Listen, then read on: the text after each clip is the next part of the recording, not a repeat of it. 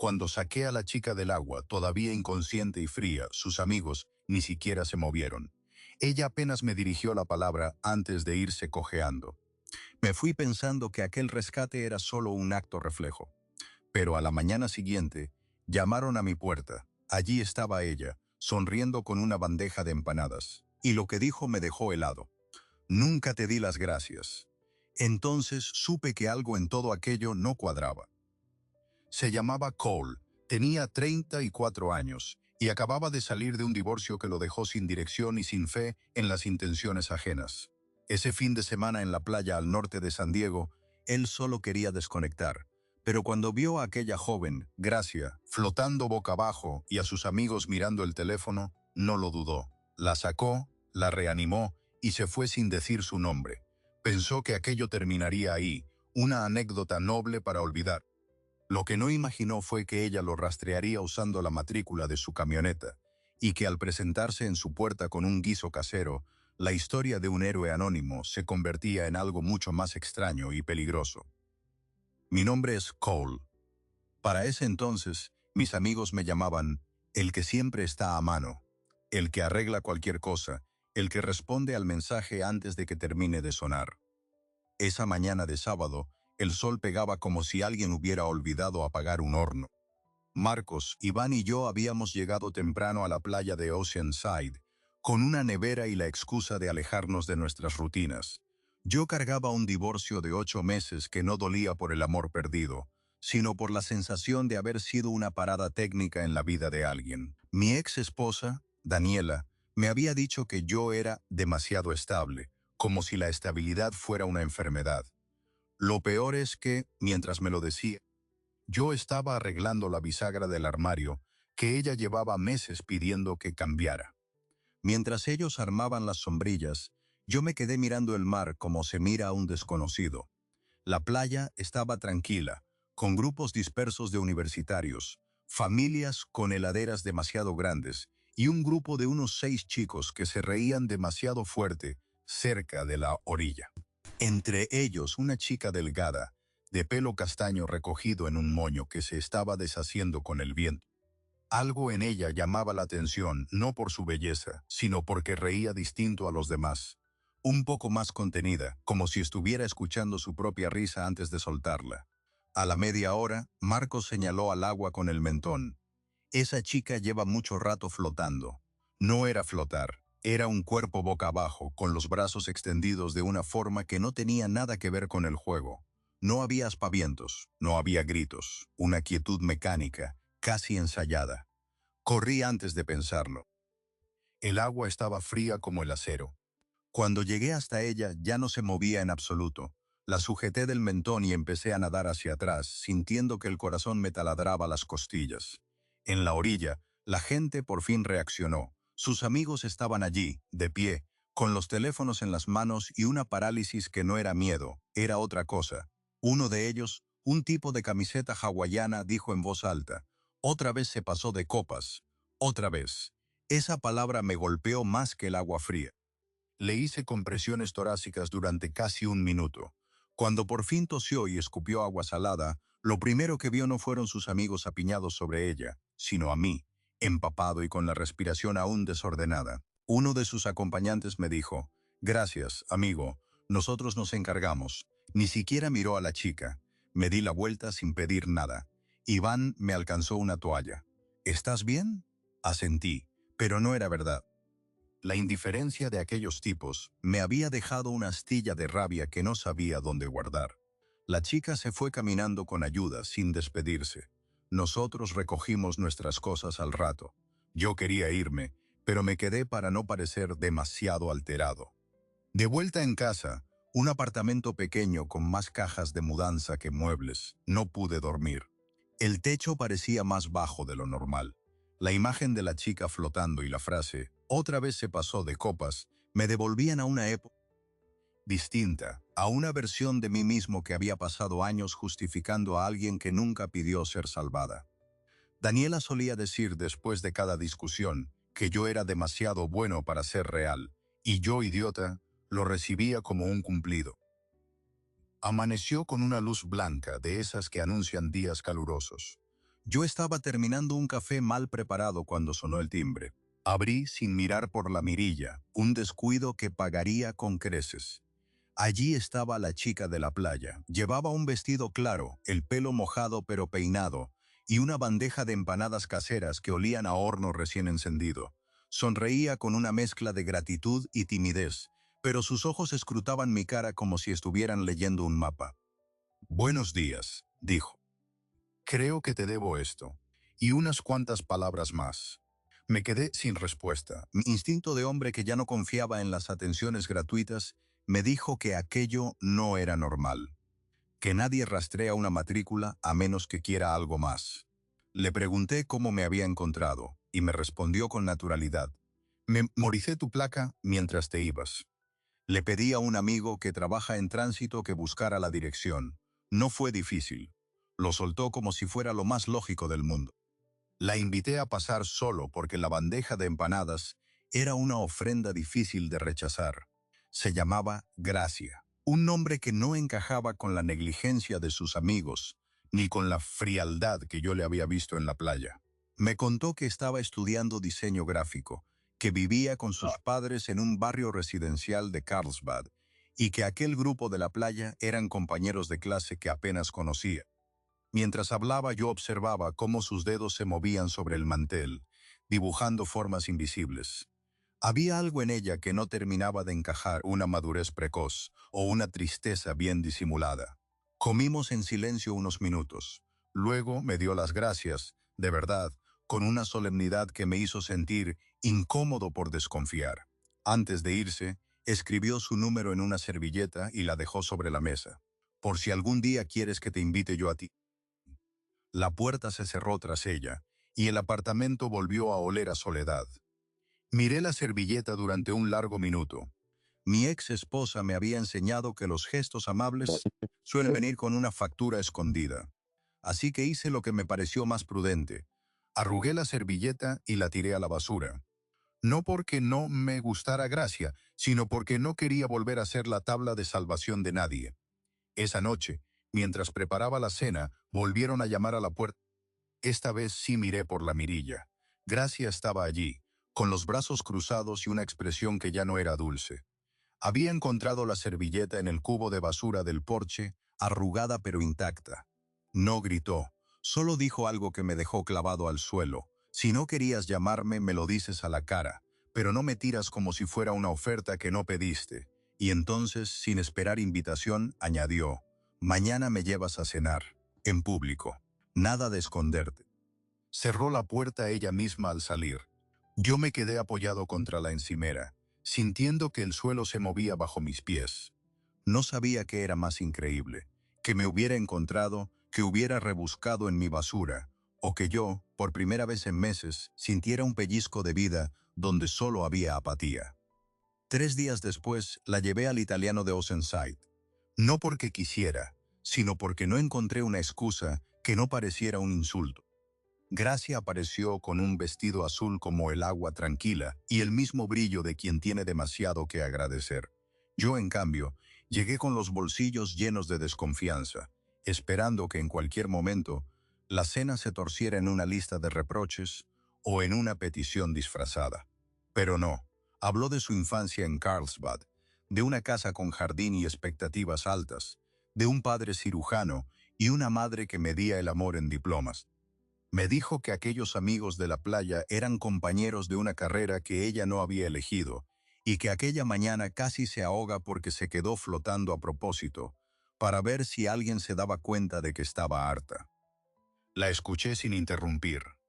Por primera vez sentí que aquella chica no buscaba que la rescataran del océano, buscaba a alguien que notara que siempre había estado nadando sola. Al final de la cena, no me pidió nada. Solo apoyó la mano sobre la mesa, cerca de la mía, y dijo: «Tú eres la primera persona que me pregunta cómo estoy y espera de verdad la respuesta». Esas palabras derribaron mi última línea de defensa. Salimos juntos durante semanas que se convirtieron en meses. Yo, que apenas salía de la rutina de trabajo y cajas de mudanza, empecé a encontrarle sabor a los domingos por la mañana. Gracia llenó mi apartamento de dibujos. plantas que se negaban a morir y una banda sonora de risas que se me habían olvidado. Pero no todo era sencillo. A veces, después de una llamada de Carlos, su mejor amigo y el tipo que había soltado la frase, otra vez se pasó de copas. Gracia se quedaba callada mirando la pared. No quería hablar de aquel grupo, y yo respetaba el silencio como se respeta una herida ajena. El verdadero problema no llegó con los amigos, llegó con la familia. Una tarde estábamos en mi cocina improvisando una receta que habíamos encontrado en internet, cuando sonó su teléfono. Vi en la pantalla el nombre Mamá Diana. Gracia se tensó y atendió en el balcón. Las pocas frases que alcancé a oír fueron: no es lo que piensas. Sí, es mayor. Sí, divorciado. Colgó y volvió con una sonrisa que no le llegaba a los ojos. Mis padres quieren conocerte. Lo dijo como quien anuncia una visita al dentista. La cita no fue inmediata. Antes, los padres de Gracia emplearon todas las armas de la persuasión bien educada. Llamadas diarias, preguntas sobre mi trabajo, mi historial, mis intenciones. Un sábado por la mañana, el doctor Roberto apareció sin avisar mientras estábamos arreglando la persiana de la entrada. Aparcó su coche alemán justo detrás de mi camioneta y se bajó con la misma expresión que un inspector de sanidad. No me dio la mano, me dio una tarjeta. Soy el padre de Gracia. Me gustaría saber qué clase de hombre deja su número en la basura. La humillación fue precisa. Gracia salió a mi defensa, pero él la ignoró con una elegancia quirúrgica. Luego me miró a los ojos y pronunció la sentencia que dinamitó mis viejas inseguridades. Ella necesita a alguien que la impulse, no alguien que la estacione. Esa noche comprendí hasta qué punto el divorcio de Daniela había dejado un sótano en mi autoestima. Pensé en el comentario de mi ex, demasiado estable, y en la frase del cirujano, que la estacione. Distintas palabras, mismo mensaje. Cole, tú no eres el destino, eres la sala de espera. No se lo conté a Gracia, pero empecé a alejarme sin darme cuenta. Respondía a sus mensajes más tarde. Proponía planes menos comprometidos. Buscaba argumentos para convertirme en algo menos indispensable. Hasta que una noche, en el mismo balcón donde ella atendía las llamadas de su madre, dije lo que jamás pensé decir. Quizás necesitamos una pausa. Tus padres tienen razón en algo. No quiero ser la grieta en tu familia. Gracia no se movió durante unos segundos eternos. Luego se giró y sus ojos no estaban húmedos de tristeza, estaban encendidos de rabia. O sea que tú también me vas a abandonar. Tú, el que me sacó del agua, ahora me sueltas en la orilla para no mojarte las manos. Intenté explicarle que era por su bien, que yo era el adulto responsable que debía protegerla de un conflicto innecesario. Pero cada palabra sonaba más hueca que la anterior. Gracia se acercó lo suficiente para que yo sintiera el temblor de su voz. ¿Sabes qué es lo que de verdad me está ahogando, Cole? No son mis padres. Es la cobardía de la gente que prefiere irse antes de luchar. Tú no me salvaste en la playa para luego dejarme hundir en tierra firme. Cogió el bolso y salió. La puerta, aquella que ella misma había golpeado semanas atrás con una bandeja de empanadas, se cerró con un golpe seco. Me quedé solo, rodeado de los dibujos que ella había pegado en la nevera y del silencio denso de un apartamento que, sin su risa, volvía a ser un almacén de muebles prestados. Esa madrugada, no dormí. Revisé una y otra vez los mensajes que no me atrevía a enviar. Hasta que al amanecer, cuando el sol empezaba a colarse entre las persianas que yo mismo había reparado, tomé una decisión que cambiaría el curso de todo. No podía ser el héroe que solo aparece en el agua. O aprendía a remar también en la tormenta familiar, o perdería para siempre a la única persona que me había enseñado que la estabilidad no era un defecto. Pero todavía no sabía que Gracia ya había trazado su propio plan para enfrentarnos a todos. Gracia no me contestó en toda la mañana. Ni una llamada, ni un mensaje. Yo, en cambio, dejé 3. En el último le decía que necesitaba verla, que lo de la pausa había sido un error de principiante, que prefería 1000 tormentas familiares antes que perderla. A eso de las 2 de la tarde me armé de valor y conduje hasta su apartamento con el corazón en la garganta. Cuando llamé al timbre, me abrió con el teléfono en la mano y una expresión que no era ni de enfado ni de perdón, era de estratega a punto de mover ficha. Me hizo pasar sin besarme. Sobre la mesa del comedor había 3 platos, copas de vino y una vela apagada, como si estuviera ensayando una obra de teatro. Mis padres vienen a cenar esta noche, dijo con una calma que no le conocía. Y tú también. Me quedé de piedra. Esa noche, a las 8, estábamos los 4 en un reservado del restaurante más elegante de Carlsbad. Diana, la madre, llevaba un collar de perlas que no hacía juego con la tensión de su mandíbula. Roberto, el padre, el cirujano de las tarjetas, me estrechó la mano como quien firma un consentimiento informado, cortés, distante, sin compromiso. Gracia había elegido el sitio con precisión quirúrgica. No era territorio de nadie, pero era lo bastante público para que nadie montara una escena. Pidió vino blanco sin consultar a sus padres, otro gesto que descolocó a Diana. Luego, antes de que Roberto pudiera lanzar la primera puya, Gracia alzó la copa y habló. Papá, mamá, esta noche no vamos a discutir sobre currículums, ni sobre diferencias de edad. Esta noche voy a contarles algo que nunca les dije porque quería que estuvieran los 4 aquí para escucharlo. Diana frunció el ceño. Roberto dejó los cubiertos sobre el mantel, y entonces Gracia contó la playa, pero no la versión resumida que yo conocía. Contó la versión completa, la que ella había callado incluso a sus amigos. Aquella mañana, antes de meterse en el agua, había tenido una conversación telefónica con su madre. Diana le había reprochado que no se esforzaba lo suficiente en la carrera, que su actitud era autodestructiva y que se estaba rodeando de gente que no le convenía. Gracia colgó llorando, se unió al grupo de universitarios que apenas la incluían y cuando se metió en el mar, decidió que no iba a luchar.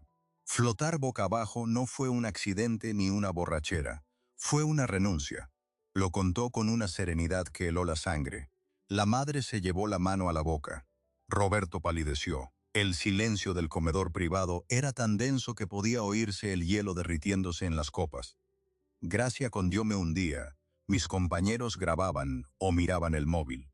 El único que se lanzó al agua fue un desconocido de 34 años, al que ni siquiera le pedí ayuda.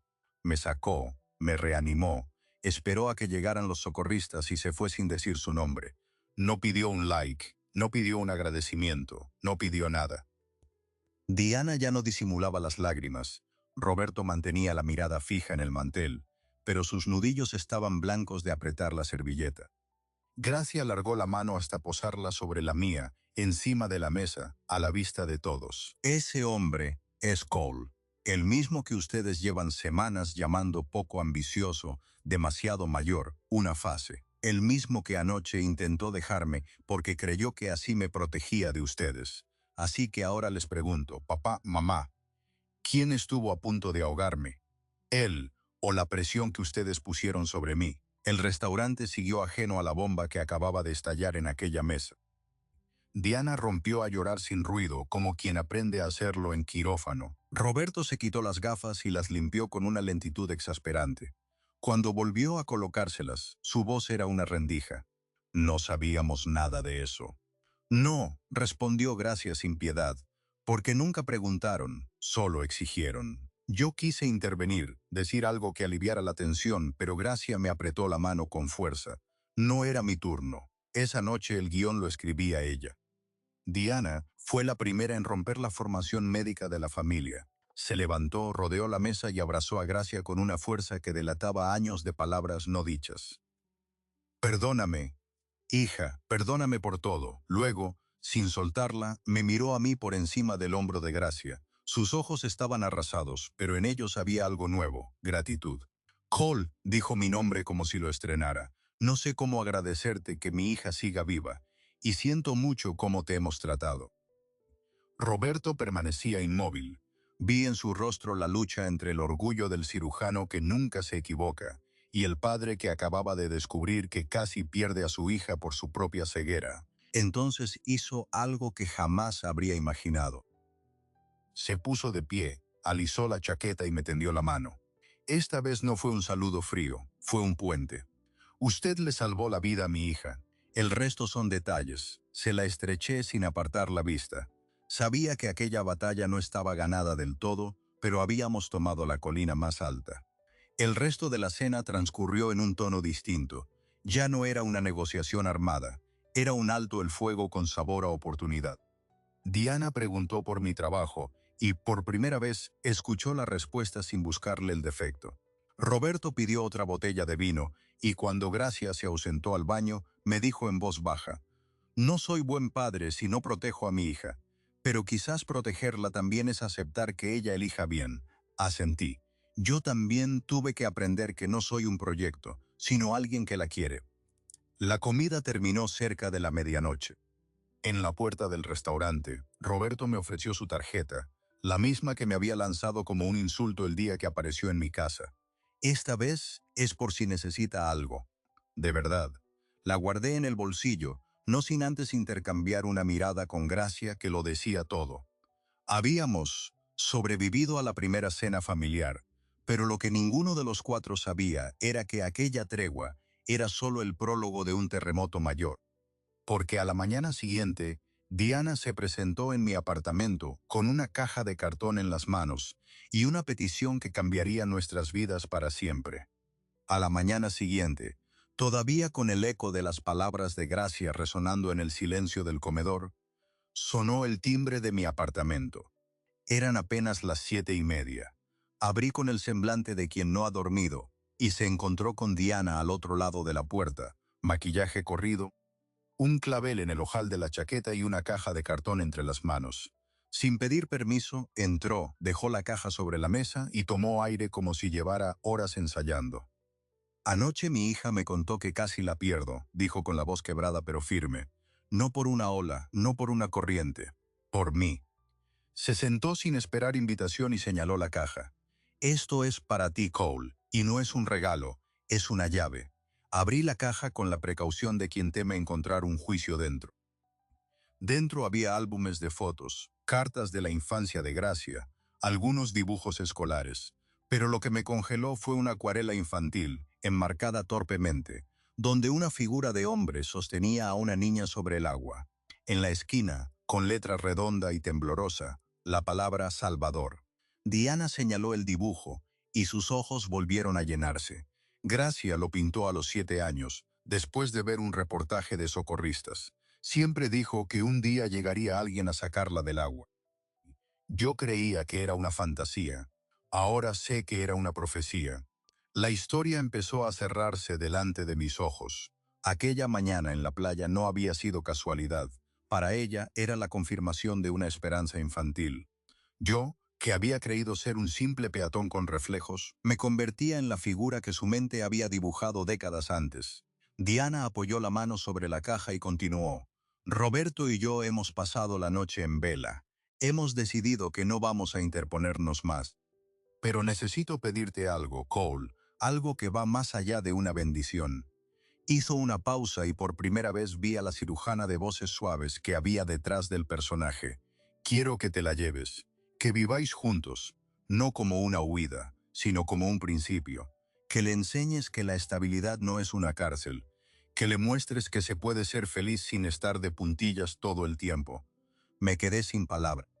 Pensé en todas las veces que Daniela me había hecho sentir insuficiente, en el mantra demasiado bueno para ser real, en los meses de cajas sin abrir. Y allí estaba la madre de Gracia, la misma que me había mirado como un problema, pidiéndome que acogiera a su hija. «¿Roberto está de acuerdo?», pregunté. Diana esbozó una sonrisa cansada. Fue idea suya. Dijo que un hombre que salva a su hija sin pedir nada a cambio merece al menos que le demos el beneficio de la duda. Justo entonces, la puerta del apartamento se abrió. Gracia apareció con 2 cafés y un mapa de la ciudad doblado bajo el brazo. Se detuvo al ver a su madre y a la caja sobre la mesa. «Mamá, ¿qué haces aquí tan temprano?». Diana se levantó, tomó el dibujo de la acuarela y se lo entregó. «Vengo a devolverte la fe, hija». Gracia miró la imagen, después a mí y luego a su madre. Rompió a llorar. No un llanto amargo, sino el tipo de llanto que suelta amarras. Se abrazaron durante un minuto entero, mientras yo miraba el mapa que Gracia había traído. Era un callejero de Carlsbad, con media docena de apartamentos marcados con rotulador rosa. «Estaba buscando sitios para nosotros», dijo separándose de su madre, «porque pensé que si tú no dabas el paso, lo daría yo. Diana soltó una risa húmeda. Pues no hará falta buscar más. Esta mañana hablé con el administrador del dúplex de la calle Alameda. Está libre. Y si Cole está de acuerdo, el primer mes de alquiler corre por cuenta de la familia. Me apoyé contra la encimera. El mundo giraba más rápido de lo que mi cautela estaba acostumbrada, pero recordé las palabras que había leído en la servilleta rescatada de la basura, la misma que guardaba en el cajón de la mesita, y supe que era el momento de dejar de ser el hombre que se esconde. Estoy de acuerdo, dije, pero con una condición. Los muebles los pongo yo. No quiero que nadie piense que esta historia se alquila. Diana se rió. Gracia me lanzó una servilleta hecha bola, y el pacto quedó sellado con un desayuno improvisado a base de las galletas que Diana guardaba en el bolso. 2 semanas después, Gracia se mudó. Roberto insistió en supervisar la instalación de los muebles, y lo hizo con la misma meticulosidad con la que operaba un bypass. Midió 3 veces cada estantería, trajo un nivel láser y nos obligó a recolocar el sofá, porque la luz natural debía dar sobre el lienzo de Gracia, no sobre el televisor. Diana llenó la nevera antes que nosotros. Marcos e Iván aparecieron con pizzas y un toldo plegable que nunca supimos montar. Por primera vez, aquel espacio no olía a cajas ni a soledad. Olía a lasaña, a pintura acrílica y a café recién hecho. La vida, que durante meses había sido un pasillo estrecho, se abrió de repente como un patio. Gracia, sin embargo, guardó un último secreto. La noche del primer viernes en el dúplex, mientras ordenábamos las cajas, encontré un sobre con mi nombre en su letra. Me senté en el suelo del salón todavía desordenado y lo abrí. Dentro estaba la acuarela del Salvador, pero esta vez escrita al dorso, con la misma caligrafía torpe, había una nota nueva. Ahora que me has sacado del agua 2 veces, una en la playa y otra cuando casi me sueltas, te entrego esto para que recuerdes que no fuiste casualidad. Fuiste respuesta. Levanté la vista y ella me observaba desde la puerta de la cocina, con el delantal manchado de harina y los ojos brillantes. No necesitamos palabras. Entendí que aquel dibujo no era solo un recuerdo de infancia, era el comprobante de que el amor, cuando es paciente y sabe esperar, construye puentes incluso donde antes hubo naufragios.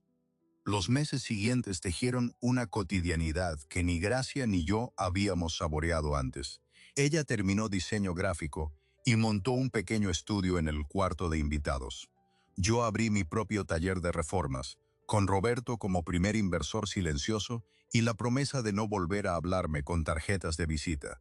Diana se convirtió en una presencia habitual los domingos, cargada de recetas y anécdotas de quirófano que ponían los pelos de punta. Hasta los antiguos compañeros de playa, aquellos que miraron el móvil mientras Gracia flotaba, pidieron disculpas y se alejaron poco a poco de nuestras vidas, como figurantes que no aguantan un plano fijo. Pero el giro más inesperado llegó una tarde de otoño, cuando sonó el teléfono en el taller, y al otro lado reconocí una voz que no escuchaba desde el divorcio. Era Daniela. Habían pasado casi 2 años. Me dijo que había oído hablar de Gracia, de la mudanza, de mi nuevo negocio. Intentó felicitarme, pero sus palabras olían a nostalgia mal digerida. Siempre supe que eras estable, Cole, solo que yo no supe qué hacer con eso. Colgué sin rencor, con la certeza liviana de quien ha cerrado un círculo. Esa noche, mientras Gracia pintaba un lienzo en el estudio y la lluvia repiqueteaba en el tejado, comprendí que la verdadera salvación no había ocurrido en el agua aquella mañana de verano. Había ocurrido en cada gesto posterior, en la bandeja de empanadas, en la servilleta rescatada de la basura, en la cena frente a los padres, en la acuarela que viajó del pasado para dar sentido al presente. Había ocurrido cuando elegí quedarme en lugar de huir. Porque a veces, el mayor acto de valentía no es lanzarse al mar cuando otro se hunde, sino permanecer en tierra firme cuando todo arde, construir una casa sobre las cenizas de los miedos heredados y demostrar que la estabilidad no es un defecto, sino el suelo donde florecen los milagros cotidianos. Gracia me enseñó que pedir ayuda no era debilidad. Diana y Roberto me enseñaron que los prejuicios se deshacen con lágrimas y honestidad. Y yo, por fin, aprendí que merecía ser amado sin condición. Esa fue la verdadera historia, no la de un héroe anónimo, sino la de dos náufragos que se encontraron en la orilla y decidieron construir un bote a cuatro manos. Y resultó que el bote flotaba mucho mejor de lo que ninguno de los dos había imaginado. Pero la verdad es que el bote no flotó porque Cole y Gracia fueran perfectos. Flotó porque ambos decidieron dejar de luchar contra las corrientes que otros habían creado para ellos. La historia de Cole no es la del héroe musculoso que irrumpe entre las olas. Es la del hombre que se sintió invisible durante años porque su forma de querer, estable, útil, sin estridencias, había sido etiquetada como insuficiente. Y Gracia no era la doncella en apuros. Era una joven que se estaba ahogando mucho antes de tocar el agua, atrapada entre las expectativas de sus padres y la indiferencia de quienes deberían haberla cuidado. Quizá la pregunta que flota en el aire después de todo esto no es cómo se conocieron, sino cuántas versiones de Cole y Gracia caminan a nuestro lado sin que las veamos. ¿Cuántas personas se disculpan por ser demasiado buenas, demasiado atentas, demasiado predecibles, sin saber que esos rasgos son, en realidad, los cimientos de cualquier amor que pretenda durar más de 2 inviernos? La sociedad aplaude la pasión explosiva y la sorpresa constante, pero se olvida de que los incendios consumen y las sorpresas agotan. Lo que de verdad sostiene una vida compartida es lo que Cole ofreció desde el minuto uno: presencia, reparación y la paciencia de quedarse cuando todo invitaba a huir. Y luego está la familia, esa frontera que tantas parejas no logran cruzar. Roberto y Diana no eran villanos de telenovela, eran padres aterrados, torpes en su forma de proteger, convencidos de que el amor se medía en títulos y coherencia biográfica. El momento en que Diana dejó la caja con la acuarela sobre la mesa no fue solo una disculpa, fue la rendición del orgullo ante la evidencia de que su hija casi se pierde por no sentirse escuchada. A veces, los finales felices no llegan cuando los jóvenes se rebelan, sino cuando los mayores aprenden a mirar sin prejuicios. La gran ironía de esta historia es que Cole no salvó a Gracia del océano, la salvó de la soledad que ya la envolvía en tierra firme. Y Gracia, a su vez, rescató a Cole del exilio emocional al que lo había condenado un divorcio que lo dejó creyendo que su forma de amar era un defecto. Se salvaron mutuamente, como siempre ocurre en los amores que merecen ser contados. Así que ahora te toca a ti reflexionar. ¿Alguna vez te hicieron sentir que tu manera de querer era demasiado tranquila, demasiado predecible, demasiado poco para alguien que buscaba emociones fuertes? ¿Has conocido a alguna persona cuyo verdadero valor solo se reveló cuando dejaste de mirarla con los ojos equivocados? Y sobre todo, ¿qué habrías hecho tú si alguien aparecía en tu puerta con una bandeja de empanadas después de haberte rastreado la matrícula? Porque a veces el amor llama 2 veces y la segunda vez no toca el timbre, lo aporrea. Cuéntame tu historia en los comentarios. Si esta historia te tocó alguna fibra que creías dormida, deja un like, suscríbete y activa la campana. Nos vemos en el próximo viaje.